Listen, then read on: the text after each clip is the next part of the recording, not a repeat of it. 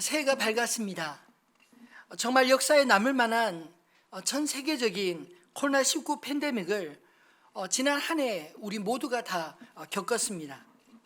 그동안 아무런 제한 없이 다니던 여행의 길들이 막혔고 일상적인 모임들이 취소되거나 제한되었습니다. 심지어 우리가 목숨처럼 여기던 예배조차 감염의 위험을 비껴가지 않기에 대면 예배로밖에 모일 수 없어 이렇게 영상으로 예배드리는 초유의 사태를 맞고 있습니다.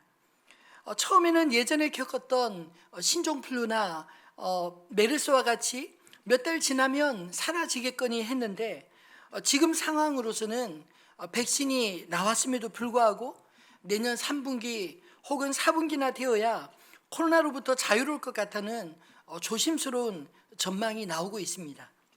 앞으로 어쩌면 이 지루한 바이러스와의 싸움을 한 해 정도 더 할 수 있다는 마음의 각오로 올해는 시작해야 할지 모르는 두려움이 앞섭니다. 무엇보다 우리 믿는 성도들에게 가장 어려운 것이 영적으로 하나님 앞에 마음껏 예배하지 못하는 그런 영적인 갈증이 아닐까요? 그런 의미에서 며칠 전 매일 성경 큐티 본문이었던 오늘 이 시편 42편 말씀이 왜 이리 오늘을 살아가는 우리의 모습과 같은지 말씀을 묵상하는 내내 우리의 심령을 너무나 잘 대변해 주는 것 같았습니다. 오늘 말씀을 묵상해 보면 42절에 이 42편의 기자가 겪고 있었던 삼중고가 느껴집니다. 첫 번째 고통은 세상 사람들과 원수로부터의 비난 앞에 그가 서 있었습니다. 그들의 조롱과 비방의 타깃은 내 하나님이 어디 있느냐라는 것입니다. 아마도 시인의 형편이 사람들 보기에 실패한 인생으로 보였기 때문 아니었을까요? 만약 너가 믿는 하나님이 계시다면 왜 지금 이렇게 실패했느냐? 너의 하나님은 능력이 없으시냐? 내 믿음이 부족해서 하나님이 도와주시지 않느냐? 이런 조롱의 말을 듣고 있는 것입니다. 두 번째로 시인의 고통은 사람들의 조롱에도 불구하고 시인의 현실이 나아질 만한 기미가 보이지 않고 있다는 점입니다.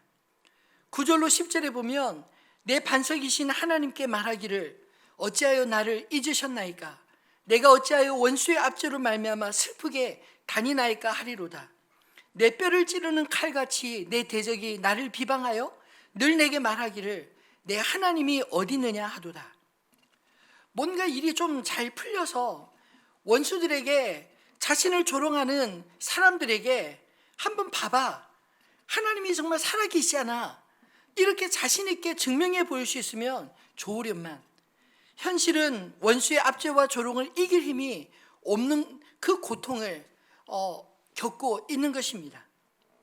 그리고 세 번째로 시인이 겪고 있는 고통은 외부의 조롱과 자신의 한계 상황을 이겨낼 예배의 자유조차 빼앗겼다는 사실입니다.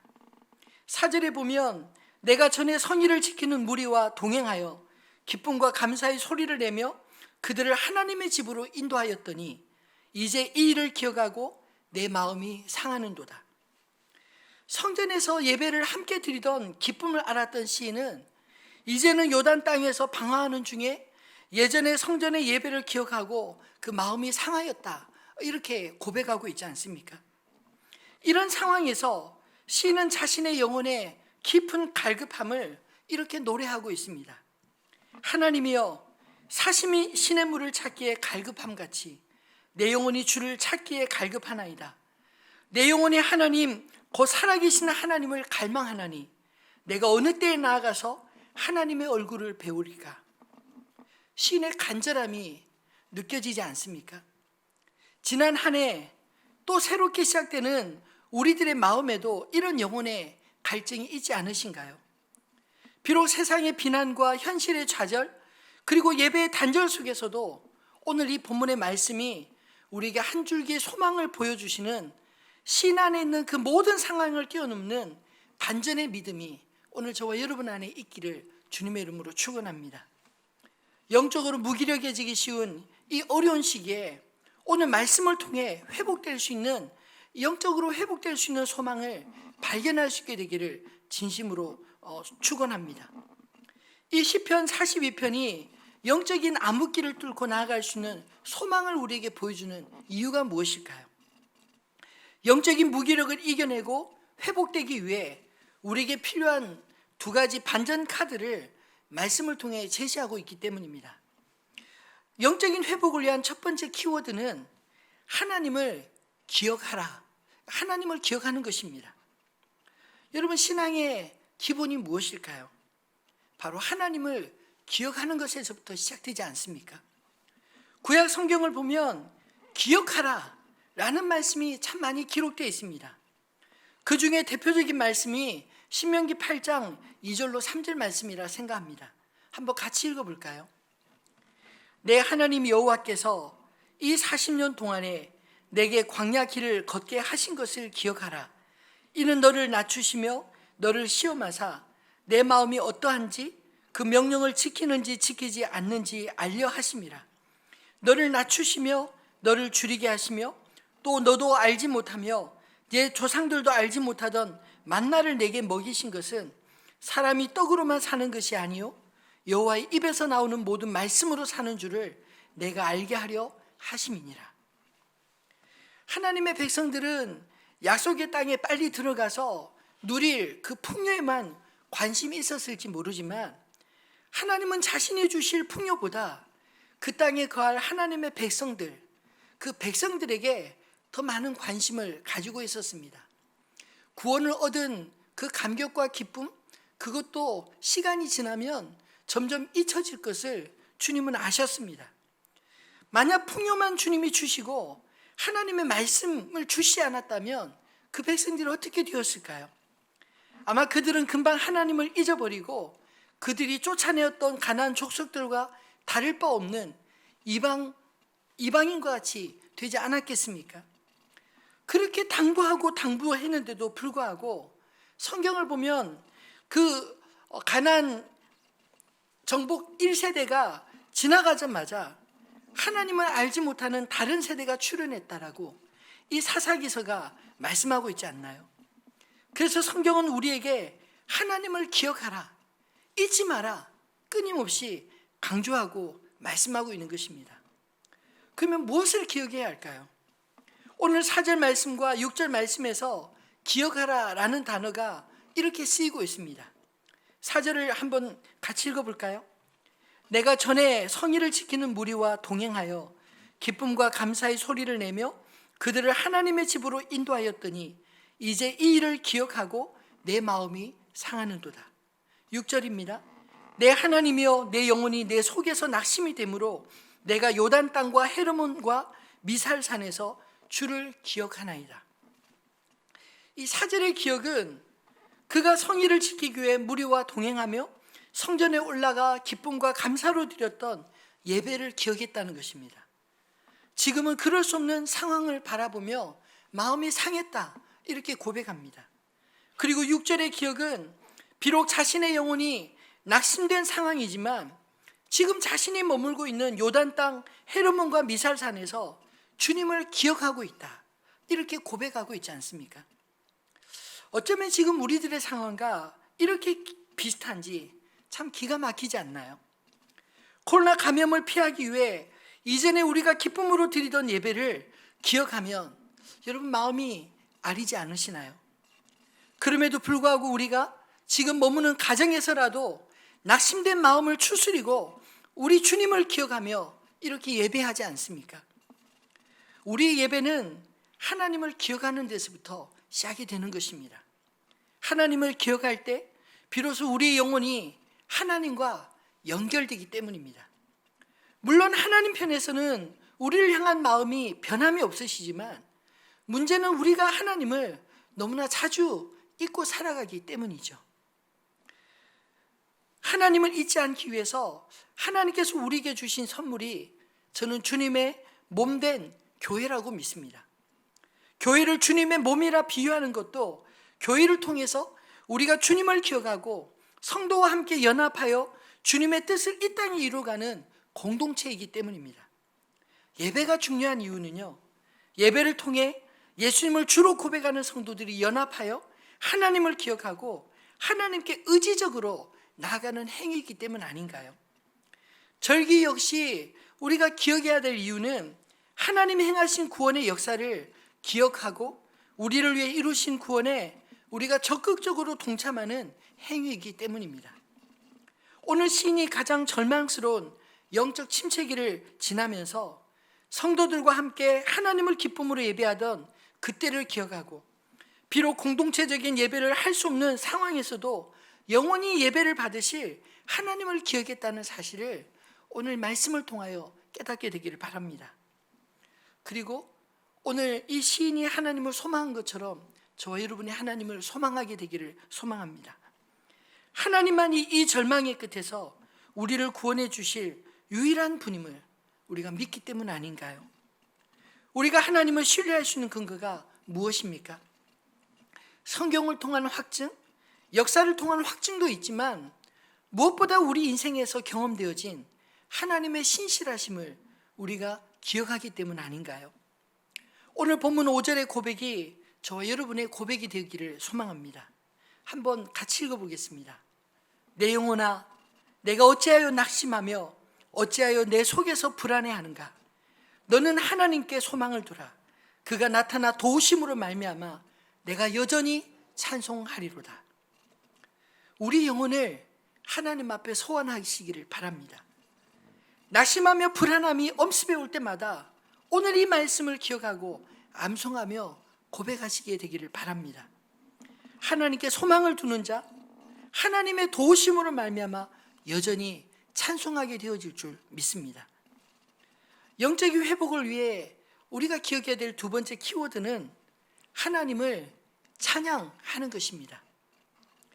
모든 것이 내가 바라던 방향이 아닌 오히려 피하고 싶은 상황인데 그럼에도 불구하고 여러분 하나님을 찬양할 수 있습니까? 찬양은 곡조 있는 기도라 불립니다. 시편의 내용은 찬양의 가사이기도 하고 기도의 내용이기도 합니다. 대적에게 둘러싸여 내 하나님이 어디 있느냐 조롱당하는 이 서글픈 상황에서도 자신의 하나님을 찬양하는 이 시인의 모습 상상해 보십시오.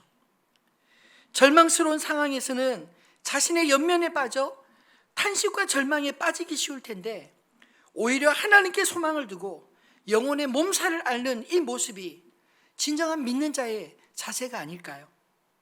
찬송은 우리 마음에서부터 나오는 것입니다. 하나님을 향해 우리 마음이 정해질 때 비로소 우리 입술에서 하나님을 찬송할 수 있는 것입니다. 5절의 고백으로 이 시편이 끝나면 좋을 텐데 오늘 본문은 그 뒤에 나오는 6절로 11절의 내용으로 또 이어집니다. 6절 한번 읽어보겠습니다. 내 하나님이여 내 영혼이 내 속에서 낙심이 되므로 내가 요단 땅과 헤르몬과 미살산에서 주를 기억하나이다. 분명 하나님 앞에 내가 찬양하겠다라고 고백했지만 그래도 여전히 내 영혼이 내 속에서 낙심이 된다 고백하지 않나요? 어떻게 읽으면 앞에서와 같은 낙심이 되는 내용이 반복적으로 기록하는 것처럼 들리기도 하지만 또 한편으로 묵상해 보면 우리 영혼이 낙심될 때 한 번에 쉽게 회복되기 어렵다는 이 사실을 의미하는 것은 아닐까요? 아니면 좌절과 기억, 의지적인 찬양, 또다시 좌절할 수밖에 없는 우리 인간의 연약함을 보여주는 말씀 아니겠습니까? 어쨌든 우리의 삶은 결코 공식처럼 쉽게 풀리지 않는다는 것입니다. 그럼에도 불구하고 시인은 예루살렘을 떠나 비록 요단의 현실에 하나님 앞에 가까이 나아가지 못하지만 그는 하나님을 기억했습니다. 자신이 겪는 고통이 비록 7절과 같이 주께서 고난의 한가운데로 마치 주의 폭포 소리에 깊은 바다가 서로 부르며 주의 모든 파도와 물결이 나를 휩쓸어 몰아가는 것 같은 상황처럼 보일지라도 여전히 낮에는 그 인자하심의 햇살로 비추시고 밤에는 하나님을 향한 찬송이 그에게 있어 생명의 하나님께 기도하겠다 이렇게 다짐하고 있지 않나요? 그리고 시인의 기도는 더 솔직한 심정으로 하나님 앞에 이렇게 나아갑니다. 9절로 10절 말씀은 애타는 심정으로 하나님을 향해 부르짖는 기도입니다. 내 반석이신 하나님께 말하기를 어찌하여 나를 잊으셨나이까? 내가 어찌하여 원수의 압제로 말미암아 슬프게 단연하이까 하리로다. 내 뼈를 찌르는 칼같이 내 대적이 나를 비방하여 늘 내게 말하기를 내 하나님이 어디 있느냐 하도다. 반석이신 하나님께, 변함없으신 하나님께 자신의 상황을 아뢰는 이 시인의 고백 속에 여러분 오히려 희망이 보이지 않습니까? 자신만 바라보면 결코 소망이 없지만 여전히 하나님을 바라보며 소망을 가질 수 있는 이 진한 믿음의 고백이 기도할 수 없는 가운데서도 기도하는 이 시인의 고백 속에 보이지 않으시나요? 여러분, 소망이 없는 사람은 기도하지도 찬송하지도 않습니다. 비록 절망스러운 상황이 있다 할지라도 그 상황 넘어 계신 구원자 하나님을 소망하기에 우리가 기도하고 찬양할 수 있는 것 아닌가요? 우리의 삶은 선택들로 이어지는 것입니다. 비록 앞이 보이지 않는 낙심된 상황이라 할지라도 원망과 불평이 아닌 하나님을 찬송하는 선택, 그런 선택이 저와 여러분 안에 있기를 소망합니다. 사도행전 16장 25절에 바울과 실라가 빌립보에서 귀신 들린 여종을 고쳐주고 억울하게 매맞고 감옥에 갇혀서 그들이 무엇을 하였는지 이렇게 기록하고 있습니다. 한밤중에 바울과 실라가 기도하고 하나님을 찬송하며 죄수들이 듣더라. 여러분, 기도할 수 있는 상황 아니지 않나요? 원망하고 불평할 수 있는 상황, 아파서 비명을 지를 수 있는 그런 상황 아니겠습니까? 그럼에도 불구하고 이 바울과 실라는 그 감옥 속에서 억울한 삶의 현장에서 기도하고 찬송함으로 감옥의 빗장을 열었던 사람들입니다. 그리고 도망갈 수 있음에도 불구하고 자신들 때문에 간수가 피해를 받을까 봐 간수를 생각함으로 남아 간수를 구원한 사실, 여러분 기억하지 않습니까? 자결하려고 하는 그 간수를 향해서 주 예수를 믿으라, 그러면 너와 내 집이 구원을 받으리라, 이 말씀으로 그 가정을 구원하지 않나요? 여러분, 찬송은 우리를 얽매는 빗장을 여는 열쇠인 줄 믿으시기 바랍니다. 잃어버린 영혼을 주님께로 인도하는 복음의 메시지 그 자체인 것을 믿으시기 바랍니다. 5절로 11절은 같은 말씀의 반복인데 차이가 조금 있습니다. 11절에 나는 하나님을, 이 두 단어가 첨가되어 있습니다. 내 영혼아 내가 어찌하여 낙심하며 어찌하여 내 속에서 불안해하는가. 너는 하나님께 소망을 두라. 나는 그가 나타나 도우심으로 말미암아 내 하나님을 여전히 찬송하리로다. 비록 암담한 이 영적인 삼중고를 겪었던 시인이었지만 하나님의 도우심을 믿고 나는 내 하나님을 여전히 찬송하리로다, 이렇게 고백하는 모습들이 참 아름답지 않나요? 시편의 이 기록이 오늘 우리에게도 감동을 주는 것은 우리의 현실과 다를 바 없는 가운데서도 우리의 앞서 믿음으로 사는 삶이 무엇인지 이 시인이 우리에게 보여주고 있기 때문이라 믿습니다. 우리의 선택이 우리의 믿음을 나타내는 것을 기억하시기 바랍니다. 바라기는 우리 입술이 원망과 불평이 아닌 하나님을 향한 소망을 담은 찬송으로 여전히 주님 앞에 나아가는 저 여러분 되시기를 진심으로 축원합니다. 말씀을 맺겠습니다. 우리의 삶이 오늘 시편 42편과 같이 영적인 갈급함이 있을 때, 비록 우리 뜻대로 사라지지 않는다 할지라도 우리가 섬길 자를 바르게 선택할 수 있는 그런 말씀이 되기를 소망합니다. 여러분, 우리의 삶이 낙심되고 불안해하는 이유는 무엇인가요? 혹시 하나님 아닌 다른 것들을 소망하는데 내 뜻대로 되지 않아 풀이 죽어 계시지는 않습니까? 다른 소망들이 깨어져 낙심하고 계시지는 않으신가요? 여호수아가 마지막 유언처럼 남을 자들에게 부탁했던 말씀 한번 같이 읽어보겠습니다. 여호수아서 24장 15절 말씀입니다. 만일 여호와를 섬기는 것이 너희에게 좋게 보이거든 너희 조상들이 강 저쪽에서 섬기던 신들이든지 또는 너희가 거주하는 땅에 있는 아모리 족속의 신들이든지 너희가 섬길 자를 오늘 택하라. 오늘 나와 내 집은 여호와를 섬기겠노라 하니. 아멘. 이쪽으로 갈까 저쪽으로 갈까 갈팡질팡하면 마음이 괴롭습니다. 예수님도 한 사람이 두 주인을 섬기지 못한다 말씀하지 않으시나요? 우리 인생에 하나님을 기억하고 찬송하는 선택으로 우리의 소망을 온전히 하나님께 두며 살아가는 저 여러분 되기를 소망합니다. 하나님을 소망하는 것은 하나님께 우리의 주권을 인정하고 그의 도우심을 겸손히 간구하는 것 아닐까요?